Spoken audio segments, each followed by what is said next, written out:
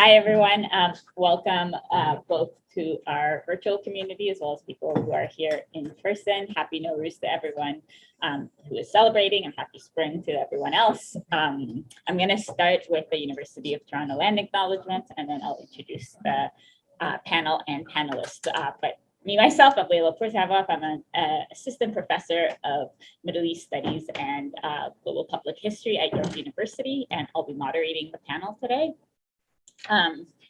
Okay, so I'm going to start with a brief land acknowledgement for the territory that University of Toronto, where we're gathered today in person, occupies. For thousands of years, the territory has been the traditional land of the Huron-Wendat, the Seneca, and the Mississaugas of the New Credit. Today, this meeting place is still home to many Indigenous people from across Turtle Island, and we're grateful to have the opportunity to work on this land and hope that we can move beyond acknowledgement to a process of reconciliation and reparation. I also want to begin by thanking the organizers of this panel. So there's many of you in this room. Of course, Professor Tavakkoli for his relentless work making Toronto such a thriving environment for Iranian studies. Zainab and Sophia Farouki for putting the panel together and inviting me. Shabnam Elahé for all the work she always does, making things run smoothly, and the larger Elahé Omidyar team at the University of Toronto. So today's panel is called Discursive Sexual Violence on Social Media, Personal and Theoretical Reflections.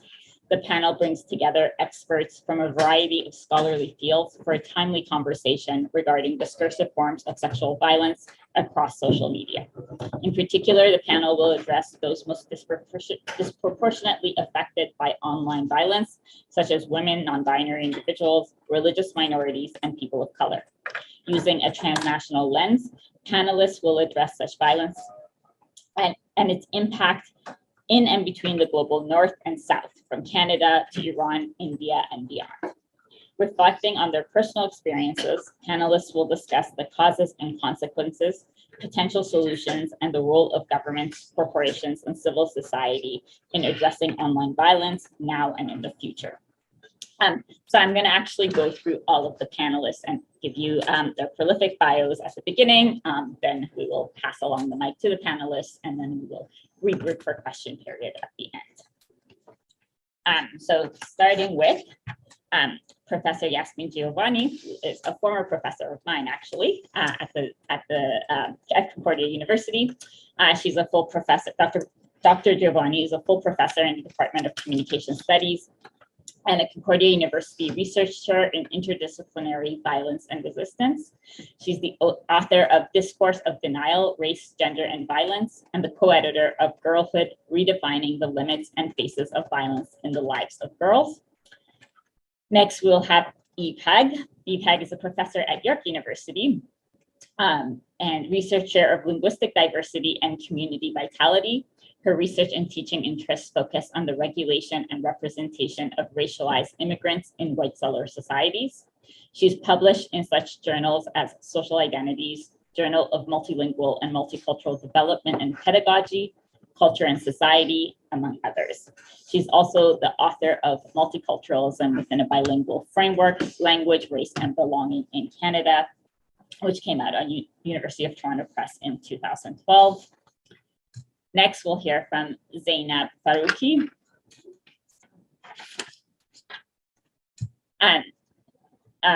Dr. Zainab Farouki earned her PhD in Women and Gender Studies and Diaspora and Transnational Studies at the University of Toronto. She's currently a SSHRC postdoctoral fellow at Concordia University and an assistant professor at the University of Toronto in Mississauga. Dr. Farouki is currently at work on her first monograph, tentatively titled Digital Islamophobia and Gendered Conspiracies. And her most recent work can be found in Islamophobia Studies Journal and Global Media Journal, and in the edited collection, Affective Politics of Digital Media. And last but not least, sorry, I just have to move my computer, we will hear from Nazli Kambari, who's a senior editor at the Amsterdam-based Zamame Media. As a researcher, she writes at the intersection of gender, sexuality, and social justice. She has a long history of activism and professional work at the LGBTQI and women's organizations, and has been involved in several Iranian feminist initiatives. Ms. Kambari has also led workshops for media professionals that share best practices for covering women and LGBTQI issues. She's published hundreds of articles over the years and a book in Persian titled How to Cover LGBTQI Issues, which came out in 2013. She's also the contributing editor to a book published by Zaman Media titled In the Middle, on the Edge, Essays on Iran's Middle Class Poor. This book places strata of the poor middle class in Iran at the center of social query. So that is the end of my introduction and the bios of all of our prolific speakers. And with that, Professor Jiwaniis, I will pass the mic to you. Thank you so much, Leila. And thank you to all the organizers here for hosting this event and organizing it. And particularly in terms of creating a space for the kinds of conversations that we need to have and ought to have around these issues of violence. Today, we're focusing on discursive sexual violence. And I'm looking particularly at online news because online news is accessed through social media platforms. And this is where the intersections come in. I want to start out by saying that the commentary that one sees on online news can be housed under a category called dark participation, because it's participation from an audience. And this is what the news media relies on. So I'm coming at this from the point of view of sort of like a core feminism, which looks at how women's bodies are used under numerous circumstances and in different contexts.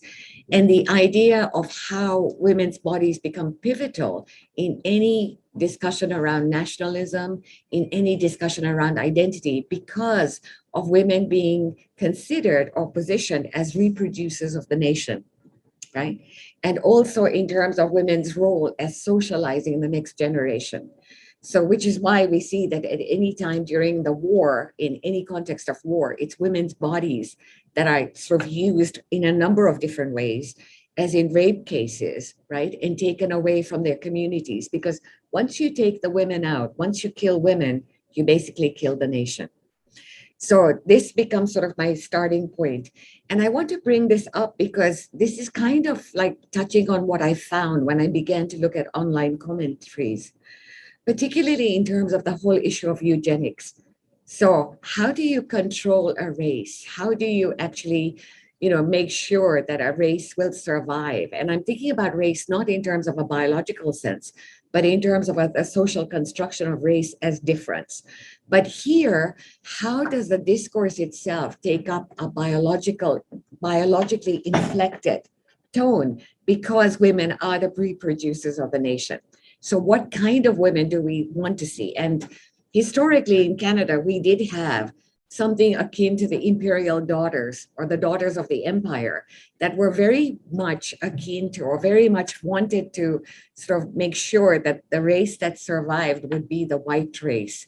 And the eugenics movement in turn wanted to make sure that the race that survived and that reproduced would be a race that was mentally superior. So this is sort of like my point of departure. So I want to go into this whole area of the dark participation, user-generated comments. And here I want to sort of point out that when news media first introduced user-generated comments or commenting sections, where they opened this up for public participation, the idea was that this would be a democratizing potential, that basically what would happen is everybody would come in, everybody would share their opinions, and out of that you would get a kind of deliberative democracy. Well, that didn't happen. And I have a feeling as to why it didn't happen, which I will go into if I have time. But so, it began like that, but now it's become a really toxic environment, so much so that many news outlets are actually shutting down the comment section. So why? Let's go into the next slide. So aside from the fact that it allows for this kind of responses, why has this become such a toxic environment? Why does it invite dark participation? Where partly it's because the very structure of those platforms allow for a rapid response, right? So you can immediately write something. You don't even have to think about it. The second thing is that they are multiply linked to different threads. So you've got a hyper connectivity and hyper sort of mediated nature to it. So you can have something that shows up in a global news website, which will then be taken to Facebook, which will then be taken to Twitter, which will then be taken to Instagram. So that kind of connection makes sure that something spreads even before. Because when you look at a newspaper, you know, and I'm of that newspaper generation, you just read the newspaper, everything is linear. Here, we're getting like a web effect where everything is orchestrated and linked. But the other thing that's really interesting about these kinds of platforms is that you get to see what other people are writing.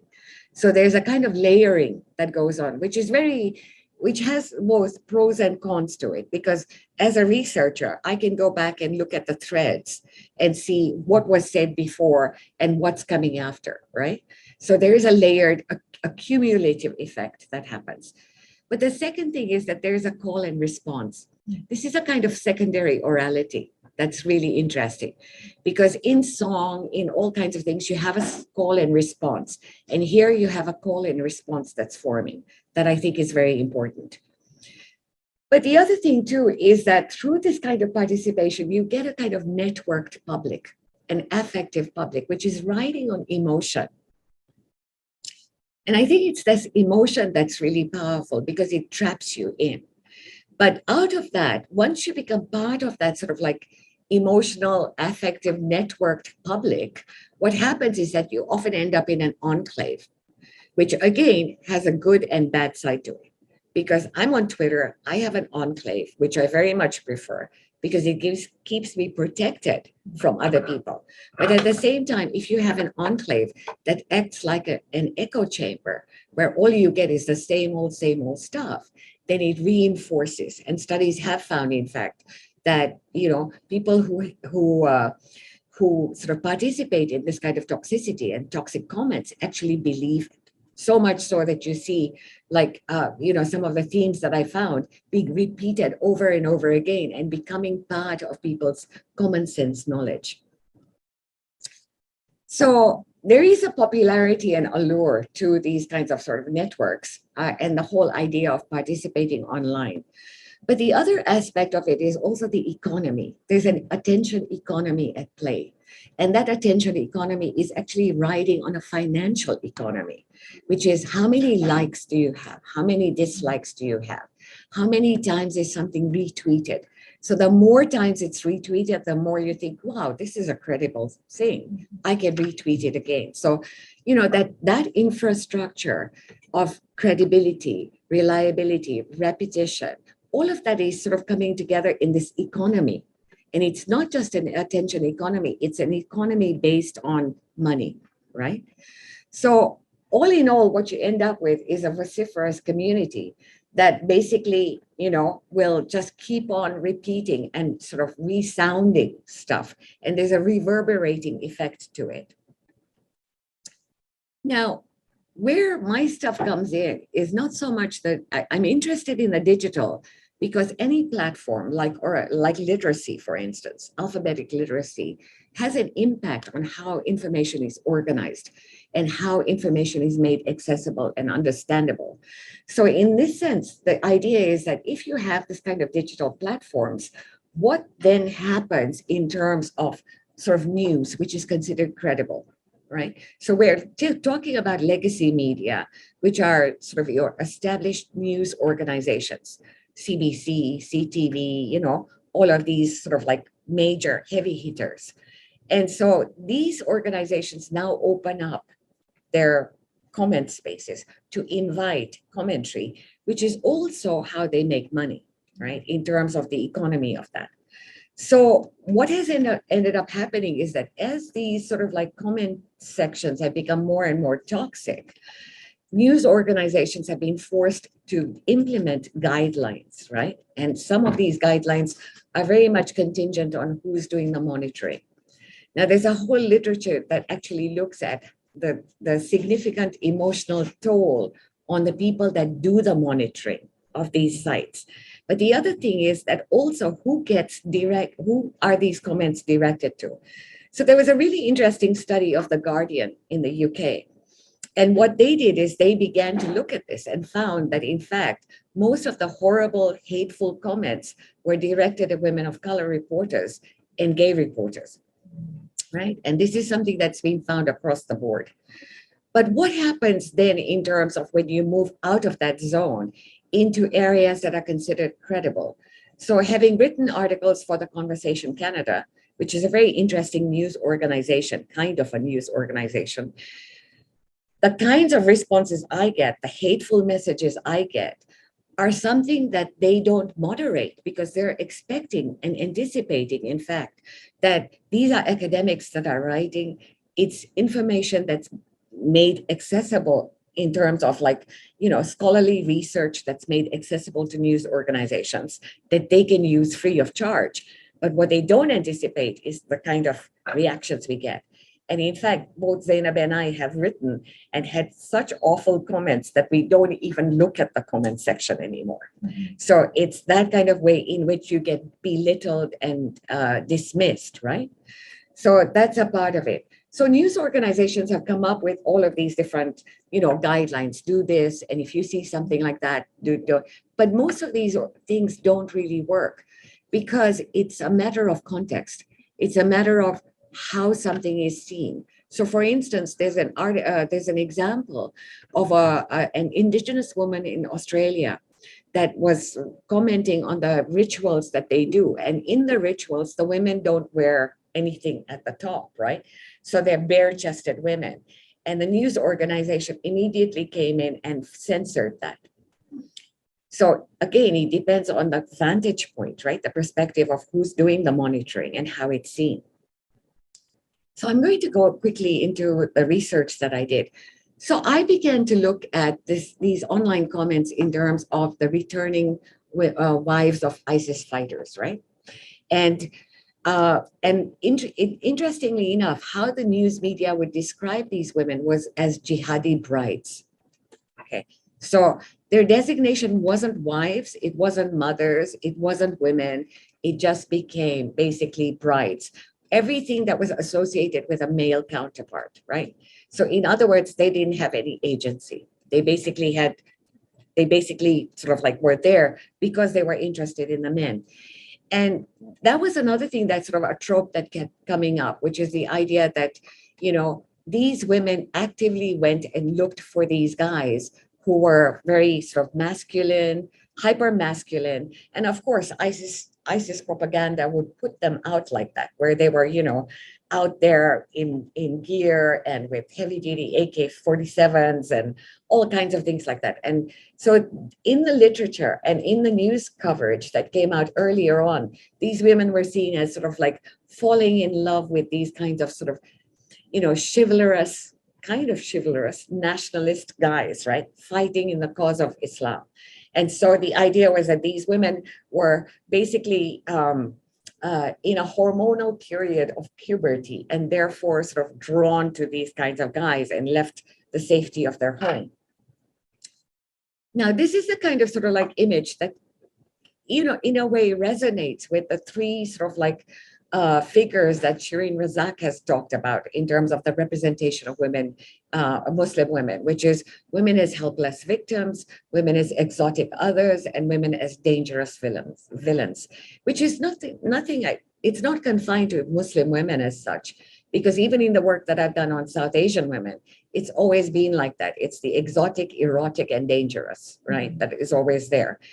But in either case, it's the marking is always sort of like an excessively exotic, excessively erotic, excessively dangerous. And in that way, that excess becomes a marker for their inferiority, right?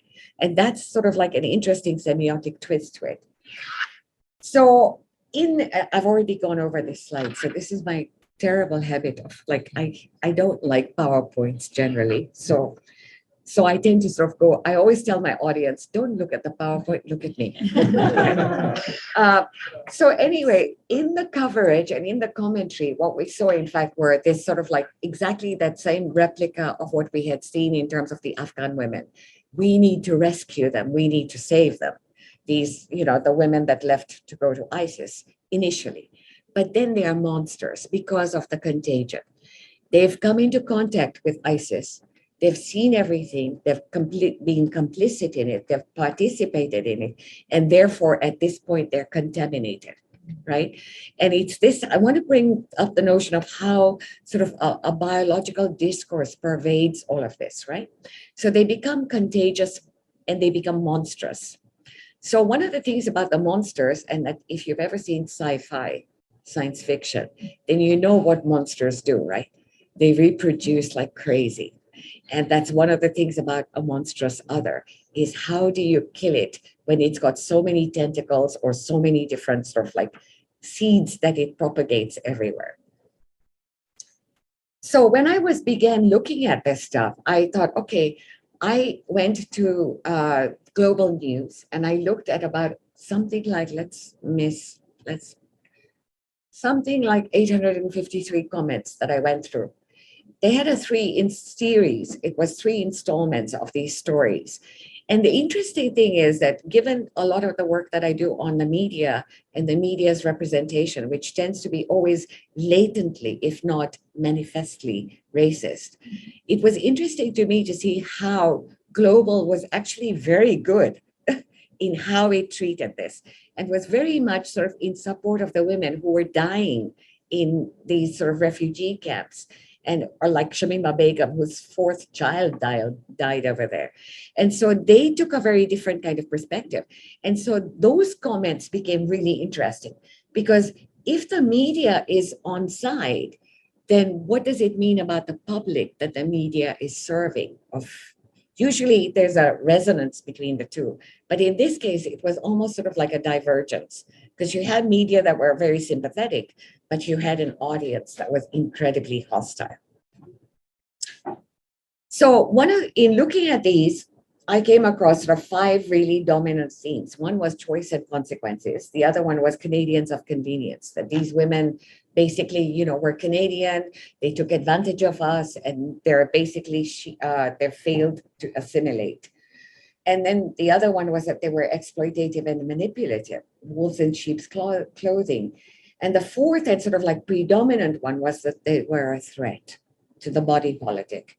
And the last, which sort of dealt with the idea of Global News being so sympathetic, was in fact that Global News was in the arms of the Trudeau government and therefore became itself a target, right?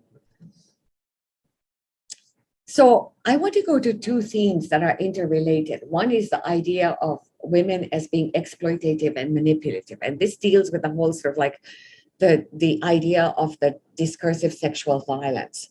Because if they are, and this is very much sort of akin to the ways in which, if we look at the Algerian Revolution, how in fact Algerian women were portrayed as being, exploitative and sort of like manipulative, because they would go in there, which is exactly how in fact Palestinian women are looked at too, as these suicide bombers that are going to, dress themselves up, appear really Western and so forth, but really have infiltrated and insidiously worked to undermine, the kinds of the sort of pluralistic democracy that we have here. So that was one part of it. The second part of it had to do with the fact that, again, this is where the biology comes in, is how they could be, if we're thinking about women as reproducers of the nation, then these women, in fact, became breeders of terrorism, right? So the hyperfecundity or the fertility of women, particularly in terms of how, when we look at post-colonial literature, Indigenous women or Native women were always seen as being like super fertile. And that became the most dangerous part, because if colonial agents slept with them, then you would end up having sort of like the birth of a mixed race group. How then could you justify ruling over them, right? So here, it's that kind of logic is turned in another way around, which is, since they are the breeders of terrorism, they will breed terror babies. How then do we make sure, let me go to the next slide, that we make that they are not allowed in, that in fact, if they are allowed it, that any kind of sort of possibility of them reproducing is curtailed. Now, I want to go back to the whole notion that how these representations feed into policy. Because if you recall, at the time when the Syrians were accepted into Canada, very few of them, by the way, in comparison to the Ukrainians, there was in fact a policy by the federal government that young single Syrian men would not be allowed in. How do you stop a group from reproducing itself? You make sure the men aren't there, you kill the women, or you assimilate them, right? And that became, in fact, the kind of sort of like discourse that was there, a discourse of contagion. So in looking at the whole sort of like 853 comments, one thing that really came across was that, the sensors or the monitors that were sort of like in place, looking at these kinds of global comments, weren't really functioning because a lot of this stuff was sort of hidden into underneath, was carried through underneath the guise of common sense language. So how is an AI sensor, for instance, to know that rot is a bad word when it's used in conjunction with these women, right? And that's exactly how they were seen. They were seen as rotten to the core. They were seen as rotten in the sense of like not worth saving, right? Rotten as in rotten fruit that had to be destroyed or gotten rid of. So in all cases, you get, in fact, this kind of racist, violent language that is coming across, but in a way that isn't getting picked up, right? And can't get picked up. So in fact, this makes moderation really difficult because how are you going to moderate this? Because not only does it depend on the censor's point of view, right? But it also depends on the coded language, machine language that's there. And I'm going to quickly touch on one thing that I remember that happened many, many years ago, where there was, when I was doing my dissertation, there was a newscast and a news anchor who was talking about these insects coming in from China.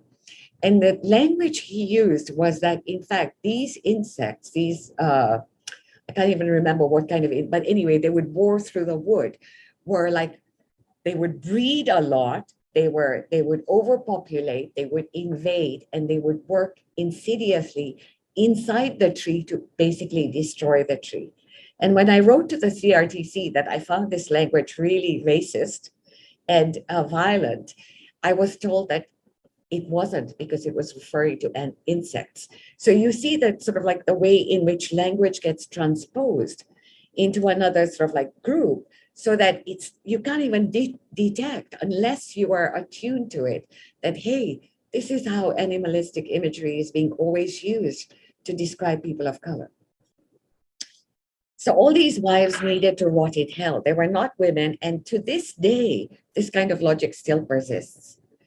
So now, what does it mean? If you see, a lot of the literature actually says that that news organizations get tons of comments and horrible comments when issues dealing with immigration, gun control, defense, foreign policy, intelligence agencies, etc.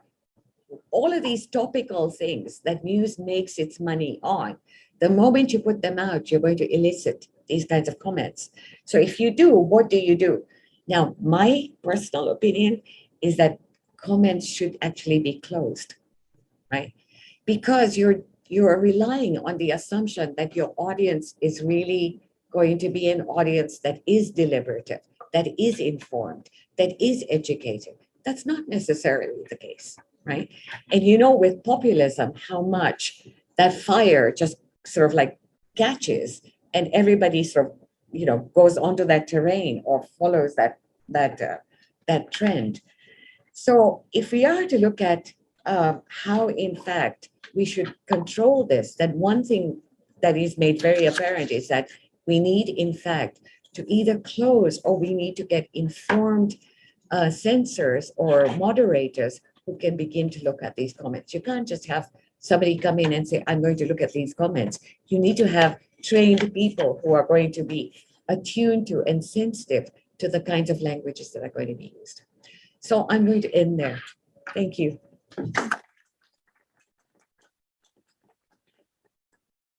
Yeah, thank you very much for the invitation. Thank you to the organizers and of course the audience both here and virtual, dedicating your Friday afternoon. I'm very impressed. So today I want to talk about a case about a young woman who was murdered, but I want to talk about how that local case comes to be taken up transnationally and how social media plays a big role in that. The case I want to talk about is the death and murder of Aqsa Parvez, who was murdered by her brother and father in late 2007 in Mississauga. And she was the youngest of 8 children, and they all lived together in a multi-generational extended family household. I come to this topic through my first shocked encounter reading a Toronto Star article in December 2007, and then watching as this story continued to just grow. Aqsa's life and death continues to be one of the most cited, quote, honor killings. And I just sidebar here, I use the term honor killings always with this quotation because this story is always framed in that way. I'm very attentive to the idea that, you know, in some contexts, the idea of having honor in front of these deaths, it serves a particular kind of purpose. But in the Canadian context, of course, it is a Islamophobic linguistic move to sort of confirm the white settler colonial context within which these stories are taken up and circulated. So this is often cited as Toronto's first honor killing, and it was covered extensively, not just locally and nationally, but also internationally. The case not only captivated lots of days and weeks of headline media attention, but also documentaries, including one called In the Name of Family, a song, countless community panels and events, and kickstarted an industry of government policy and academic work, such as the Zero Tolerance for Barbaric Cultural Practices Act of 2015, which actually enshrines the concept of honor killings in federal policy. I've written about the media coverage and the direct aftermath of Aqsa's murder, and also I wrote about this documentary by Shelley Saywell because I went to Hot Docs to see it when it was first released, and I couldn't believe what I was watching, and then it won an audience award, and I thought, I have to write about this. And most recently, late last year, I wrote about this memorial bench that was erected in the small town of Pelham. And so this is this map, because I want you to see how far Pelham is. I just want you to see how far Pelham is. You can see from Toronto. So here you can see it's in the Niagara region, okay? So this is Toronto, Mississauga, all the way down here. Okay, so this town has no connection to Aqsa Parvez, her life, anything, her family, nothing. So as I read about this memorial bench, I thought, I gotta go see this. So I went down to see it, and I took some pictures I wanted to show you. In all the articles I've written, though, what is of interest to me is how the representation of honor killings in general, but also the specificity of Aqsa Parvez's death are invoked and deployed, and in particular, what meanings are made in the representation and recirculation of her death. At a time when anti-Muslim racism and Islamophobic violence are at unprecedented levels domestically, so we know about the Quebec Mosque Massacre, the vehicular murder of the Afzal family in London, and of course globally, right, the what happened at Christchurch, Mosque Massacre, and then the Rohingya, Myanmar, Uyghurs in China, Muslims in India. Honor killings become used as proof of Muslim barbarity and therefore explanatory rationales for the demonization of entire groups of people. But they also serve as this limit case of tolerance in both overtly Islamophobic as well as in liberal discourses about Muslim and Islam.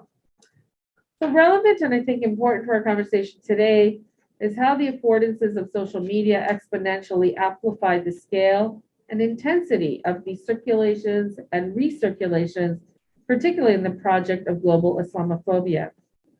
Although the histories and regimes of regulation in various contexts matter, such as in China, India, and so on, they're also not unlinked in that the hateful framing of these stories can travel faster, further, and be intensified in their misrepresentations within, for example, white supremacist silos in ways that older media formats, such as print and radio, could not. And of course, they can prop up these various rationales, even transnationally, to justify these various projects of anti-Muslim racism and genocide. And I think Yasmin did a lovely job, so I won't rehearse any of that, of laying out how all this happens at the beginning of her talk. But ultimately then, these scalability affordances have very concrete and sometimes extreme material consequences locally and globally. And I want to argue that this memorial project that resulted in the dedication of a memorial bench to Aqsa in this small town is an example of this. So in the Canadian context, Aqsa's murder is a limit case that challenged the ideal of the autonomous, independent, rational subject who lies at the heart of the secular yet multicultural national fantasy that is Canada. As Yasmin Jiwaniis notes in her analysis of media coverage of honor killings, these young women are portrayed as exceptional to everyday domestic violence of white settler society, even as the systemic violences of migration and racism in their lives are overlooked. Rather, the tragic yet singularly valorized framing is that in their endeavor to, quote, as Yasmin says, become like us, these young women become victims of a barbaric, religious, always racialized culture, or as Jasmine Zine has termed it, death by culture. So this narrow, dominant framing of Aqsa's murder solely as a, quote, honor killing secures this integrated fantasy of multiculturalism and is this limit case that challenges the secular sovereign subjectivity of the dual white settler nation encumbered by non-Christian religious identity. Public feelings about secular multicultural nationalism are constituted through circling debates about honor killings that reach sites that are geographically, socially, and culturally distant from the place of the original violence. In the case of Aqsa's murder, there's a density of public feeling. As Yasmin laid out for us, we get into these public networks, these affective networks are created online, and they may emerge through media, legacy media coverage, but later through shared blogs, through these siloed sites and social media posts.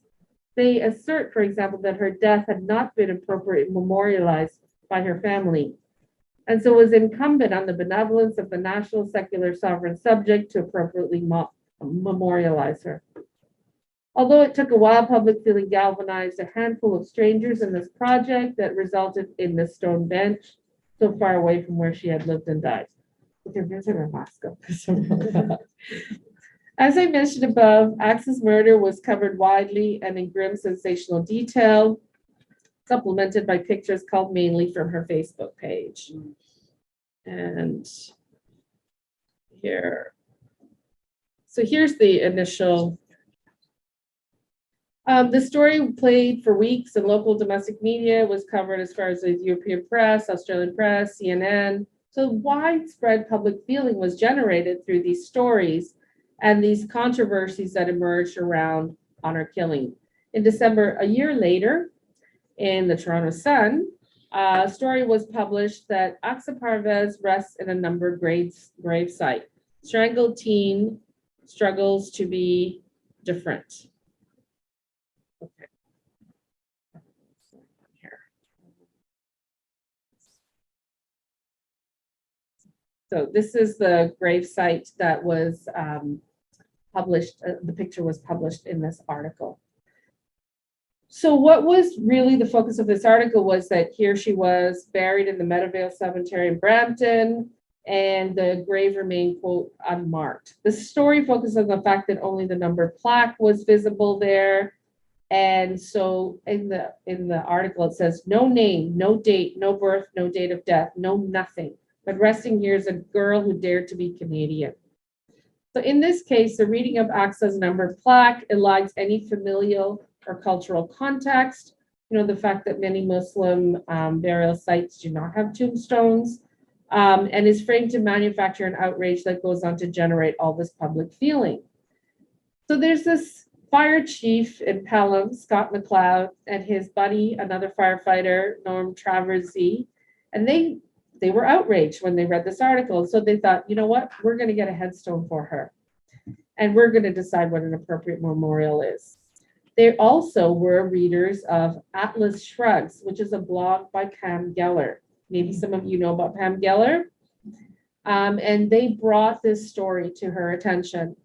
So for those of you who don't know Pam Geller, you're lucky, but she is a global Islamophobe American woman who runs what is now called the Geller Report, but at the time was called Atlas Shrugs, her blog, which is very, very popular. And the Southern Poverty Law Center has deemed her, her blog hate speech, and her an anti-Muslim racist, and so on and so forth. So she, on her blog, publishes requests for donations to raise funds for this headstone. Also, her headstone is then taken up by Robert Spencer, who runs Jihad Watch, also designated a very dangerous Islamophobe by the Southern Poverty Law Center. And they also co-founded the American Freedom Defense Initiative. These are serious hate mongers, global hate mongers. This is a point I'm trying to make here, okay? And they run these internationally subscribed blogs online. In a little over a year, Geller and Spencer raised over $5,000 from blog readers internationally. And so at first she goes to the cemetery and she says, okay, I want a bench and I want a tree at her gravesite. The cemetery says, no, we don't have space for that. Then she's like, okay, fine. Here, I want this headstone put up. And right there. This is, and so she makes the design. And the family says, no, we don't want this put on the site of her grave. So what did they do? So Norm Traversy, the firefighter, who's following all this, he's involved in all this organizing. He says, you know what, there's an arboretum at Guelph University where it's called the Wall Constance Memorial Forest Program, and you can get a bench and dedicate a tree in memory of loved one. We can all do that. They do that for anybody. So there's this initial correspondence, and the University of Guelph's like, this is a great idea. Yeah. All of a sudden, they write her back. Someone must have Googled Pam Geller. And they're like, no, we can't do this. The reason given by the manager was that it's too much public attention and it's going to be inconsistent with the quote, peaceful use of the arboretum. So at this point, Scott McLeod, remember he's the chief of the firefighters at the time, he says, okay, forget this. I'm going to approach the town councilor, Sharon Cook, and I'm going to ask her to install a memorial in Pelham for Aqsa Parvez. So on March 2nd, 2009, the town passes Resolution 13, and this resolution approves the installation of a memorial bench and tree. They really want that bench and tree in the small Peace Park, which is in front of the town hall. And so on August 25th, the foundations of the memorial are poured, and as promised in Geller's original blog post, the names of all the Atlas Shrugs blog readers who had donated money are recorded on this parchment and then dropped into the foot of the memorial in the park. And this video is still online, and if we have time, I will show you, but let me at least show you the dedication ceremony, which is here. So this is them, dedicating the bench, and this is right after they poured the concrete with the names on the parchment. In the preface to the list of names, it is said, this memorial is dedicated to the life of Aqsa Parvez, and the following is a list of people from around the world who came together to ensure this child would not be forgotten. Okay, so the bench is right here. This is a picture I took. And it says, there's an inscription saying, remembering new Canadians lost to the quest of integrating cultures, in loving memory of Aqsa Parvez, remembered and free. So almost 9 months after Scott McLeod and Traversy initiate the quest to establish a memorial for Aqsa, McLeod is finally able to give a dedication ceremony speech. He thanks local regional publics of Pelham and Niagara, but he explicitly also thanks Pam Geller and Robert Spencer. Now, 5 months after all this takes place, the Toronto Star runs a big article on this story. about this Pelham Memorial and the articles of interest, because both Scott McLeod and Sharon Cook, right, the counselor, they're really distanced themselves from Pam Geller and Robert Spencer in their blogs.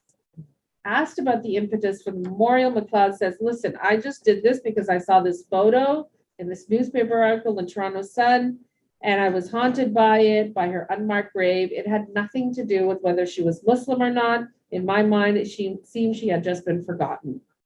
McLeod says he was aware of Geller's blog and its reputation, but insists there was no political motive or anti-Muslim sentiment behind my decision to find a way to remember this teen.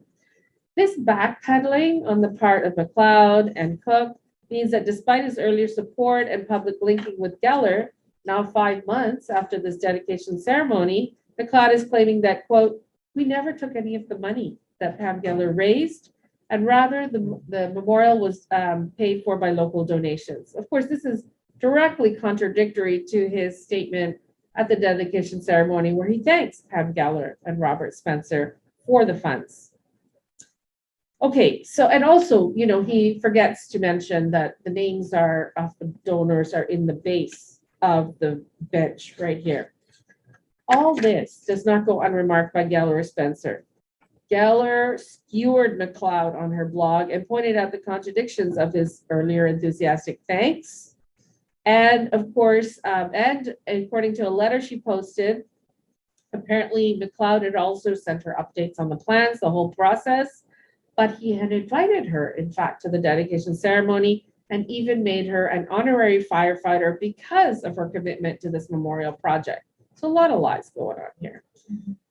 So if you, cut out of this memorial project now in Pelham, Geller and Spencer, then they are left with finding another way to memorialize Aqsa. So what do? They approach the Jewish National Fund, who finally found a place in the American Independence Park in Jerusalem, Israel, where they could plant the Aqsa Parvez grove of trees and have a plaque mounted there on a memorial wall alongside other memorial plaques.